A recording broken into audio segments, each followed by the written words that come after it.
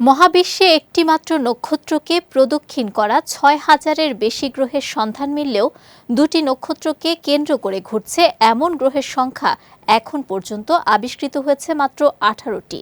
তবে এবার ২৭টি সম্ভাব্য নতুন গ্রহের সন্ধান পাওয়ার দাবি করেছেন অস্ট্রেলিয়ার ইউনিভার্সিটি অফ নিউ সাউথ ওয়েলসের বিজ্ঞানীরা।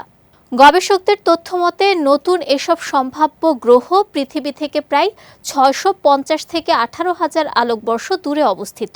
ইউনিভার্সিটি অফ নিউ সাউথ ওয়েলসের বিজ্ঞানী বেন মন্টেন্ট জানান, মহাকাশে গ্রহ শনাক্ত করার কাজ মোটেও সহজ নয়। সাধারণত কোনো গ্রহ যখন তার নক্ষত্রের সামনে দিয়ে অতিক্রম করে তখন নক্ষত্রের আলো কিছুটা ম্লান হয়ে যায়। এই পরিবর্তন বিশ্লেষণ করেই বিজ্ঞানীরা গ্রহের উপস্থিতি শনাক্ত করেন। তবে এই পদ্ধতি তখনই কার্যকর হয় যখন পৃথিবী, নক্ষত্র এবং গ্রহ একই সরল রেখায় অবস্থান করে।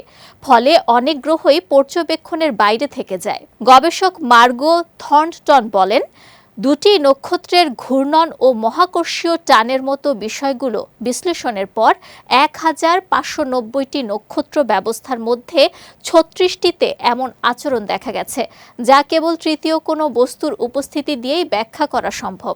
এর মধ্যে ২৭টি বস্তুর ভর একটি গ্রহের সমান হতে পারে বলে ধারণা করা হচ্ছে। তবে এসব সম্ভাব্য গ্রহকে আনুষ্ঠানিকভাবে নিশ্চিত করতে আরও গবেষণার প্রয়োজন রয়েছে বলেও জানান বিজ্ঞানীরা।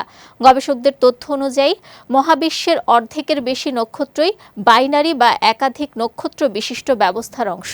নতুন শনাক্ত হওয়া সম্ভাব্য গ্রহগুলোর আকার নেপচুনের সমান থেকে শুরু করে বৃহস্পতির চেয়েও প্রায় ১০ গুণ বেশি ভারী হতে পারে।